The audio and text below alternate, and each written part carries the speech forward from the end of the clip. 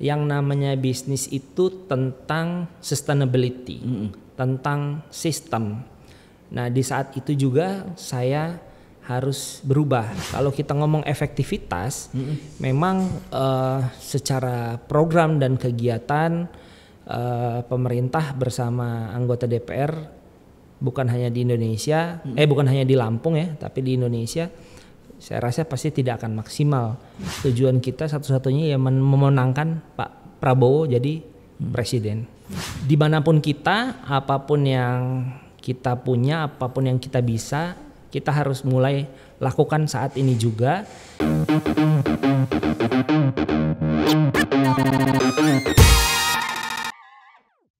Halo, saya Hadi Suprapto, pemimpin redaksi harianhaluan.com. Jumpa lagi. Kali ini kita akan ngobrol-ngobrol panjang dengan Sekjen DPD Gerindra Lampung, Ahmad Giri Akbar. Siang Bang. Siang Bang Hadi.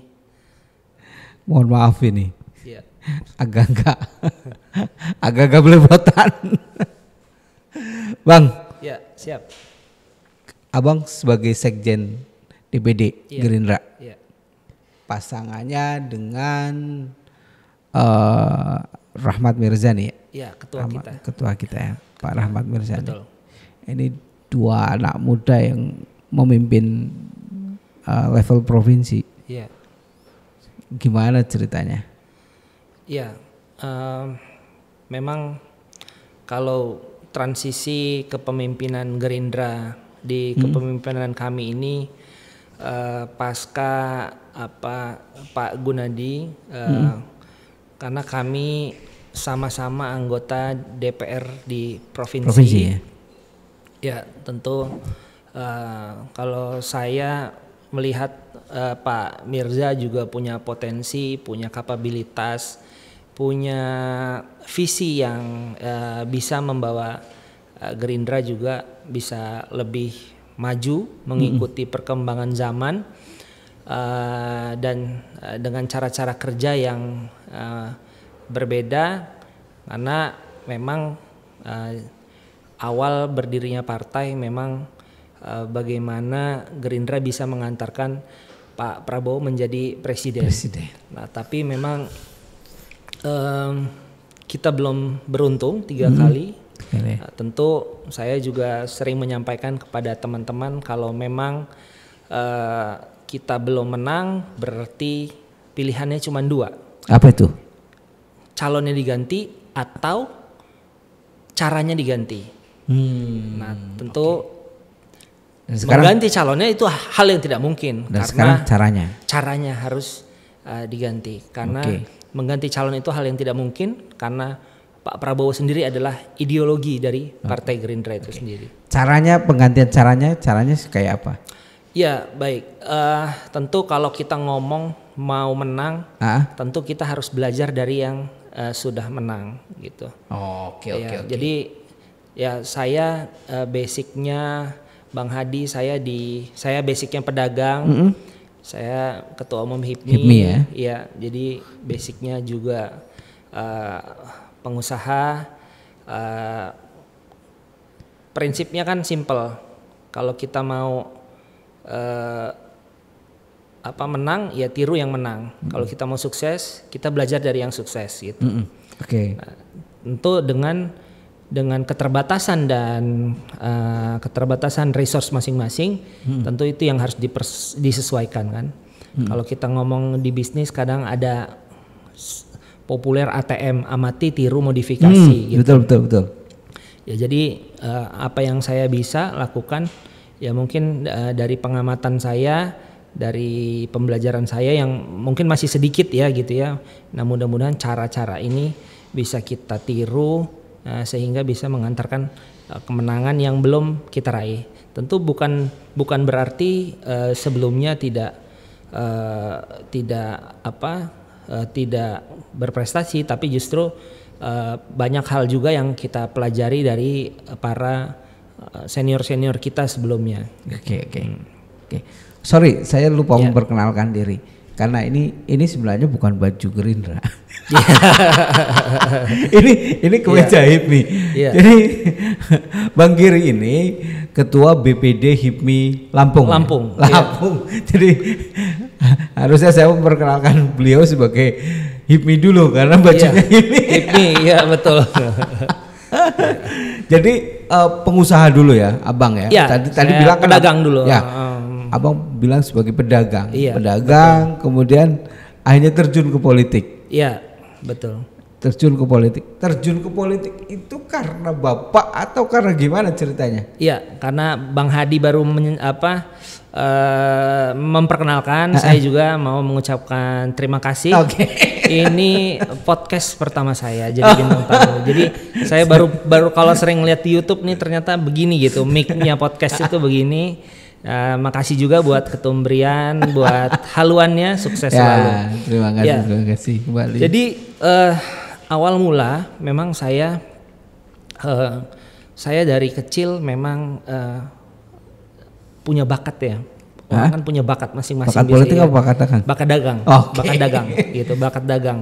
Jadi memang saya selalu di setiap fase saya tumbuh itu saya pasti punya barang dagangan gitu. Dari gitu ya. Ya dari SD, dari SMP, SMA hingga kuliah itu saya pasti ada aja dagangan di setiap saya sampai kuliah hingga lulus kuliah gitu. Saya ada aja barang dagangan. Nah, memang bakat saya mungkin di dagang ya, di dagang. Karena saya pengertinya begitu kan, dagang itu simpel kan Bang Hadi, kita beli berapa, jual berapa ya itu untungnya gitu ya, sesimpel itu. Tapi kan kalau yang nggak punya bakat nawarin kan bingung loh. Ya memang itu harus digali gitu kan, harus dipaksakan kan. SD jualan apa? Saya dulu SD jualan, jadi kalau zaman dulu tuh ada kertas file ya, yang ada background warna-warni untuk dimasukin ke dalam blender betul. Ya. Jadi sebelum sampai rumah itu ada toko di sebelum rumah saya itu ada toko. Nah, jadi saya beli pulang sekolah saya beli, lalu besok paginya teman-teman udah nungguin gitu, nungguin. Ya, jadi dulu kalau belinya 100 dapat 5 lembar, jualnya 100 gitu. Ya. Jadi kan dulu naikinnya luar biasa. Iya. Jadi begitu. Jadi dari SD adalah bakat-bakat berdagang. Tapi kan orang tua politisi kan? Awalnya orang tua waktu saya kecil itu pengusaha kontraktor juga? Pak. Kontraktor ya. Belum politisi. Belum. Karena dulu orang tua juga tergabung di Gapensi dulu. Gitu. Awalnya kontraktor. Konstruksi ya. Ya, tapi orang tua nggak pernah ngajarin kita untuk masuk ke dunia dia gitu. Saya nggak pernah dikasih gitu dulu, nggak tahu kenapanya gitu. Jadi akhirnya ya udah dia bilang dagang gitu ya. Nah, tanpa menyebutkan ya alasannya apa dagang, pokoknya kamu dagang aja gitu kata dia gitu. Ternyata duit paling banyak memang dagang ya. Iya, kalau setuju nggak? Setuju, karena yang ngomong bukan kita kan. Katanya kan 9 dari 10 pintu rezeki itu adanya di perdagangan ya. Ya kita harus percaya ya, saya Muslim, saya harus percaya itu Bang Hadi. Gitu. Iya. Dan terus SMP SMA dagang apa? SMP SMA udah mulai, dulu saya di pondok Bang Hadi di SMP.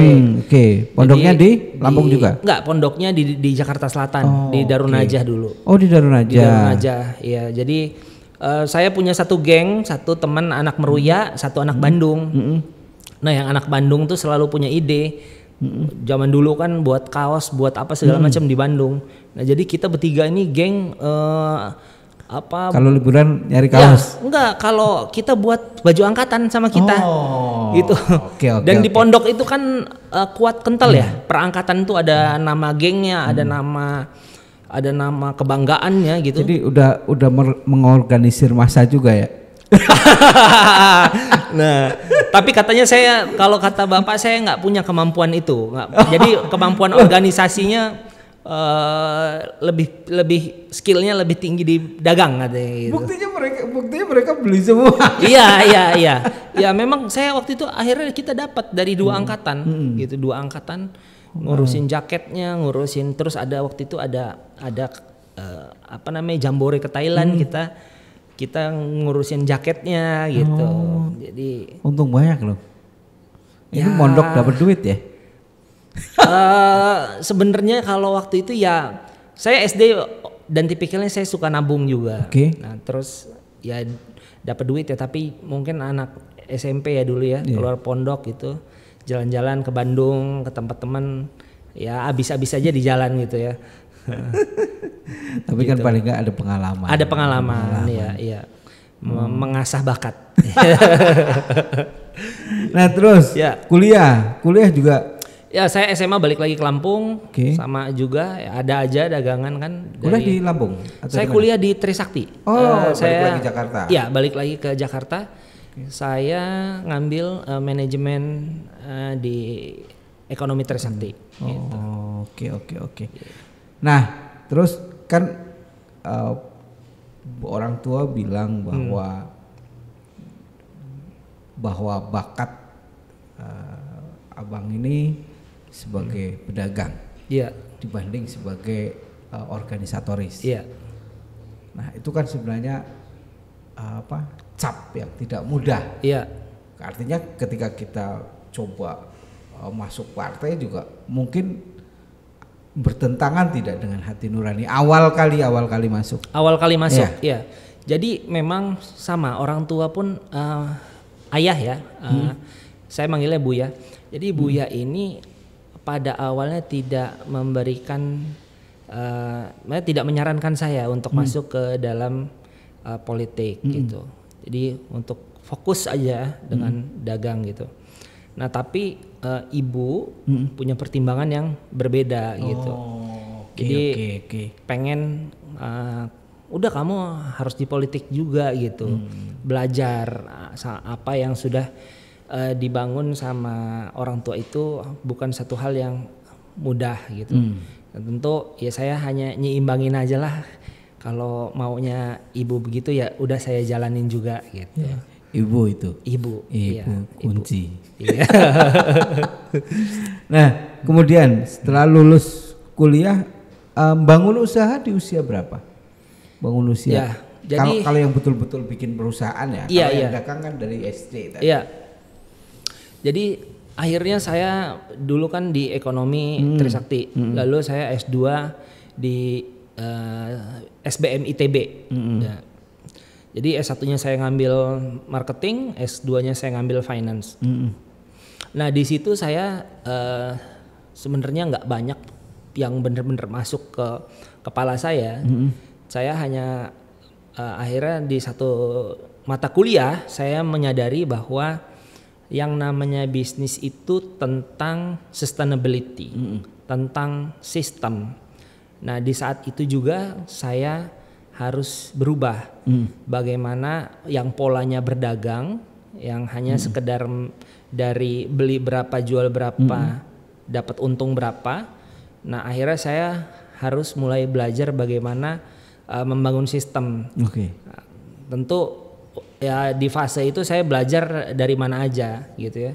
Saya dulu pernah jadi agent MLM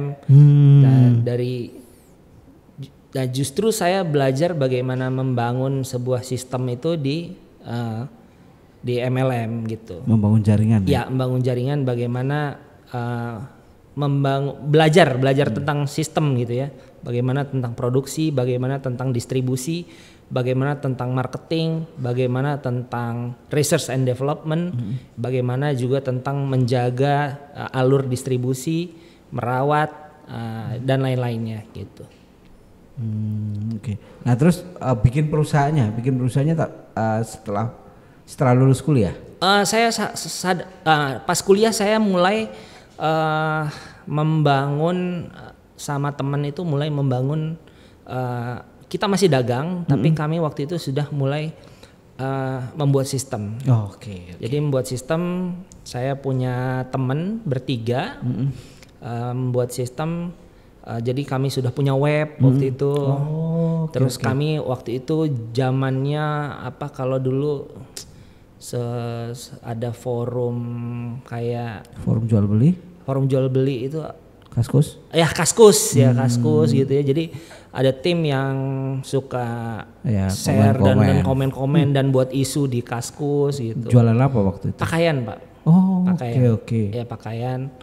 Jadi udah mulailah. Jadi kita pergi udah tetap ada admin yang tetap jualan gitu. Terus kita juga sudah waktu itu kita mulai berani ayo konsorsium kumpulin dana gitu ya. Kita belanja dulu barang-barang dari Jepang, kita ambil mungkin ya waktu itu around 200-300 jutaan lah, baru ntar kita jual lagi gitu. Udah mulai Jakarta. Besar berarti ya waktu itu ya. Saya kuliah di semester 7 lah, 7, 8, 9 sampai lulus. Itu proposal. Karena lulusnya semester 10 Pak, telat Pak Adi. Semester 10 enggak telat-telat banget. 5 tahun. Itu 300 juta berarti modal proposal ke orang tua dong? Sebagian. Sudah ada tabungan tadi ya? Iya, sebagian. Iya, gitu. Dan orang tua ketika Anda mengajukan sebagian permodalan tadi, apa reaksi mereka? Reaksinya dicuekin. Dicuekin saya sama orang tua gitu. Dicuekin sebulan saya propose, dicuekin terus itu sebulan setengah saya mulai agak ngambek gitu ya. Terus 2 bulan agak-agak ngambeknya lebih parah gitu. Akhirnya dibantuin juga setengahnya gitu. Yang luluh ibu atau bapak? Yang luluh ibu, karena saya selalu komunikasinya sama ibu. Ya syukur ya saya nggak bisa menghilangkan bahwa ya saya syukur masih bisa diberikan saya nggak perlu jauh-jauh kemana-mana gitu. Ya itu mungkin salah satu privilege yang ada pada waktu itu gitu. Balikin nggak itu? Nggak dibalikin. Jadi setelah itu kan memang atau hibah sampai saat ini diputar terus sampai saat ini gitu. Kalau saya bilang hibah ya enggak juga sih ya. Tapi awal-awal ya udah ya harus saya sampaikan apa adanya, ya udah ini udah bergulir akhirnya sampai saat ini gitu. Tapi kan sudah kelihatan banyak usaha. Ya alhamdulillah. Dan orang tua pasti bangga lah. Ya alhamdulillah Bang Adi. Dan kemudian 2022 masuk politik. 2019. Oh 2019. 2019 setelah saya lulus. Saya 2015 saya menikah, lalu saya bangun yang tadinya tokonya hanya web, berbasis web, saya bangun tokonya yang tadinya saya muter-muter di Jakarta, akhirnya saya buat di Lampung karena waktu itu nikah. Setelah menikah dari 2015 sampai 2018 itu fokus bangun dagangan. Nah 2018 yang tadi di satu titik ibu bilang udah kamu masuk politik juga gitu untuk belajar. Nah di 2018 saya calonkan diri 1 tahun sampai 2019. Alhamdulillah waktu itu terpilih menjadi anggota DPR di Provinsi Lampung gitu. Dari situ ya? Ya dari situ titik awalnya. Usahanya udah lepas? Enggak, ya usaha dagangan ya. Memang karena waktu itu posisinya sudah kami bangun sistem dan lain-lain, memang sudah 80% lah usaha itu bisa dijalankan oleh sistem gitu. Terus ini saya cerita sedikit bahwa orang tuanya Giri, bapaknya buyanya Giri itu, buyanya Abang, dulu salah satu pendiri Gerindra di Lampung ya. Iya Pak. Tahun 2008. Iya. Jadi Gerindra yang awal banget ya. Iya, awal. Karena yang masih banyak iklan di TV. Iya. Bendera burung Garuda. Dan itu akhirnya Bapak menjabat sampai 3 periode ya? Enggak, Bapak itu hanya menjabat 1 periode. Oh, 1 periode. Iya. Jadi 2 periodenya itu digantikan oleh Ibu. Oh, gitu. Oke. Baru di periode 2022 Abang naik sebagai sekjen. Ya, di 2002 saya dipercaya diamanahkan oleh partai menjadi sekretaris DPD. Nah, besok mau nyalon. Iya. DPR pusat. Enggak. Tetap Bang Hadi. kan Lampung kan sudah. Iya. Kenapa nggak naik ke pusat? Ya, saya rasa begini. Okay. Kita ini di politik itu kan tentang membangun hubungan. Okay. Jadi saya rasa saya masih perlu waktu ya untuk masih belajar untuk membangun hubungan, membangun terutama juga dengan masyarakat konstituen pemilih saya gitu kan. Karena ya saya dan di luar itu juga masih banyak senior yang memang lebih kapabilitas lah untuk ada di posisi itu gitu. Rendah sekali. Karena itu petinggi semua Bang Adi. Silakan minum. Ya. Makasih. Itu di Lampung. Jadi besok sekarang kan sudah duduk di Lampung, sudah duduk di provinsi, di DPRD provinsi dan kembali lagi di provinsi. Dapilnya sama. Dapil mana itu? Saya dapil Lampung Timur. Timur. Jadi memang ya satu kabupaten. Oh. Karena Lampung berapa berarti? Lampung terakhir, Lampung 8. Iya. Satu kabupaten. Satu kabupaten karena jumlah pemilihnya yang lumayan besar juga. Oh. Hampir lebih dari 600-700 ribu. Oh, itu penduduknya berarti termasuk yang paling. Enggak, kalau Lampung itu paling besar Lampung Tengah, Bang Adi. Lampung Tengah. Okay. Iya. Tapi satu kabupaten satu dapil termasuk. Iya, kalau kabupaten paling besar Lampung Tengah, kotanya paling besar Bandar Lampung. Gitu. Bandar Lampung. Di Lampung itu untuk duduk di DPRD. Iya. 5 tahun lalu butuh berapa suara? Suara 1 kursi di dapil saya itu rata-rata 5 tahun lalu. Suara terendahnya sekitar akumulatif satu partai itu 36 ribu. 36 ribu. Iya. Abang dapat berapa waktu? Saya suara pribadinya 10 ribu. Dengan suara partai dan akumulatif calon lain itu totalnya sekitar 40 ribu. 40 ribu sekian ya. Berarti jauh dari batas bawah ya. Saya waktu itu dari 10 kursi saya dapat kursi ke 6 alhamdulillah. Wih, banyak juga ya? Iya, banyak. Iya. Target tahun ini berapa kursi untuk Lampung? Untuk Lampung sendiri target dari Gerindra kami target itu di 13 sampai 15 kursi. 13 sampai 15 kursi di 8 dapil. Gitu. Satu Lampung tuh Bang Adi. Dan efek Gerindranya kayaknya sudah mulai panas ya. Ya. Sekarang kayaknya lebih adem ya tahun ini ya dibanding 2019 yang lalu ya. Tapi mesin kan sudah panas. Ya mesin udah panas. Mesin harus berjalan Bang Adi. Iya. Oke. Kira-kira kalau misalnya kalau jumlah suara tadi kan sekitar 30 ribuan. Ya. Satu kursi 40 ribu. Kemungkinan di tahun depan ada kenaikan signifikan tidak? Atau masih sekitar itu aja? Kalau untuk suara pribadi saya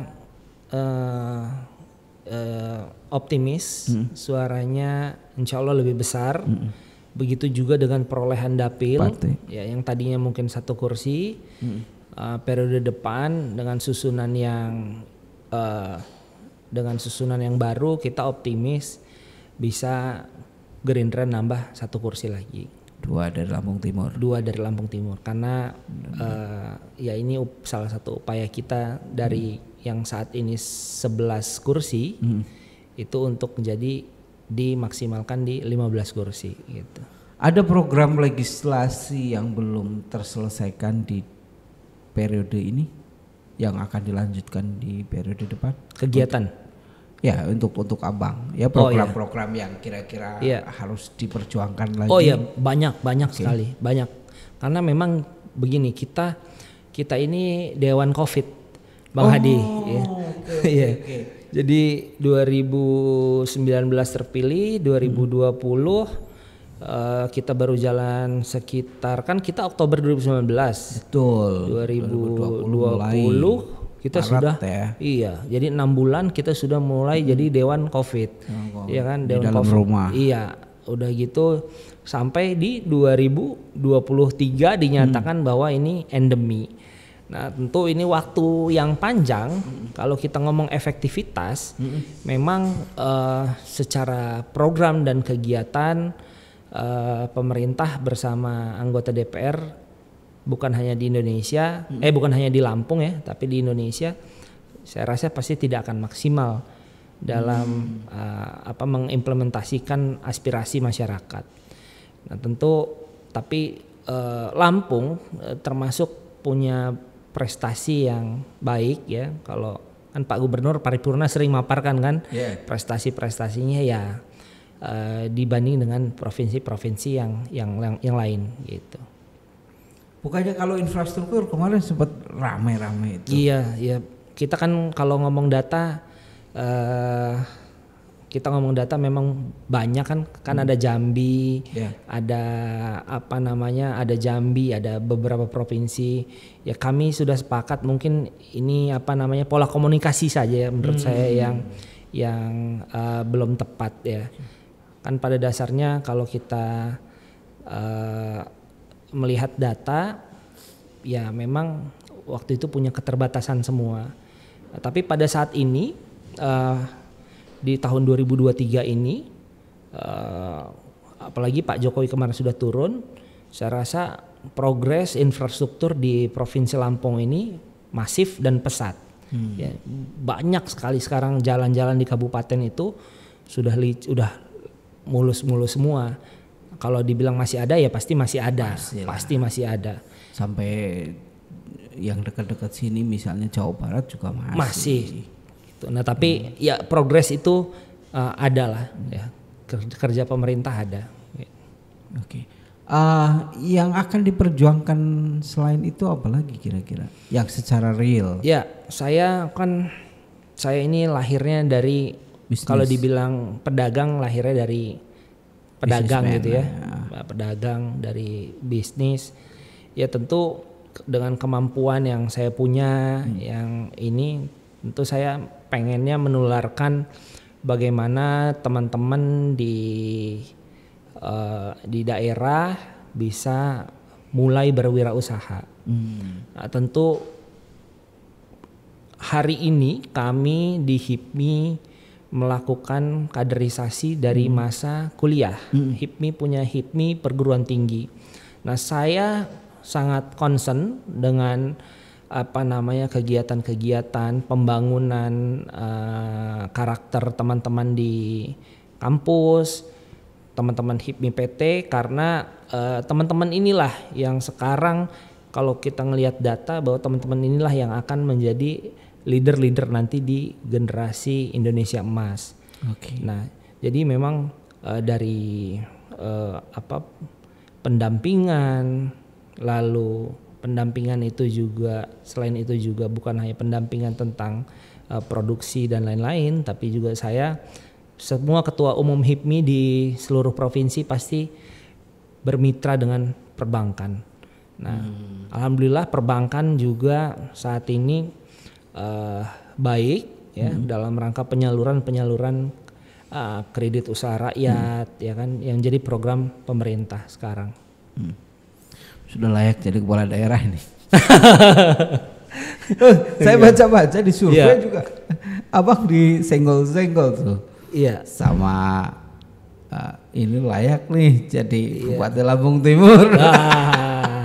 Layak nih jadi kepala daerah sini. Gimana itu kira-kira nanggepin survei-survei itu? Jadi kalau survei ya sah-sah aja Bang Hadi, survei sah-sah aja. Tapi kan, ada niatan?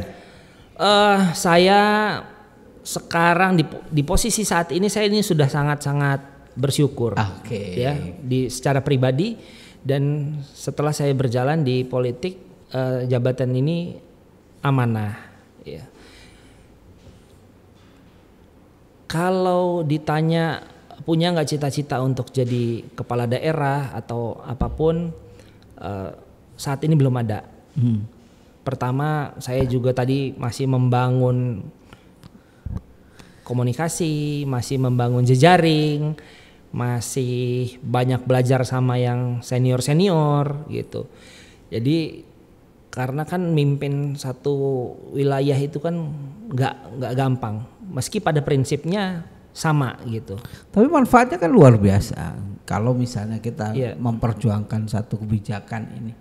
Oh iya. Kan di daerah itu kan jadi sebuah manfaat yang besar. Betul. Tapi pada hari ini kami memang fokus untuk kerja partai, bagaimana menguatkan struktur partai, dan yang nantinya tujuan kita satu-satunya ya memenangkan Pak Prabowo jadi presiden.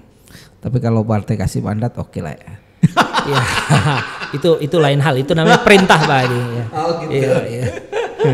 Oke.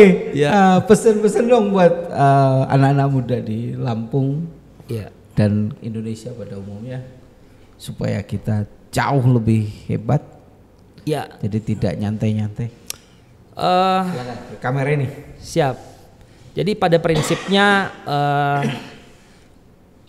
dimanapun kita, apapun yang kita punya, apapun yang kita bisa, kita harus mulai lakukan saat ini juga. Setiap orang punya level tangganya untuk memulai masing-masing. Setiap orang punya privilege-nya masing-masing. Yang kita perlu perjuangkan adalah bukan di mana posisi kita pada saat ini, tapi di mana posisi kita 5 tahun, 10 tahun, 15 tahun yang akan datang. Karena kalau kita ngomong orang yang beruntung itu adalah orang yang lebih baik daripada hari ini. Tentu kita tidak bisa menakar sebuah kesuksesan orang masing-masing, yang ada yang mulai dari nol, ada yang mulai dari minus, ada yang mulai dari plus. Nah, tapi kalau saya mengutip, orang-orang yang beruntung adalah orang-orang yang lebih baik daripada hari kemarin. Itu aja mungkin tadi. Intinya jangan mager. Jangan mager ya. Gerak secepatnya. Gerak. Jangan menunda. Jangan menunda, betul. Oke, saya Hadi Suprapto, terima kasih banyak. Ya. Sampai ketemu lagi. Makasih banyak. Ya, makasih banyak. Ya. Thank you, sukses selalu. Amin.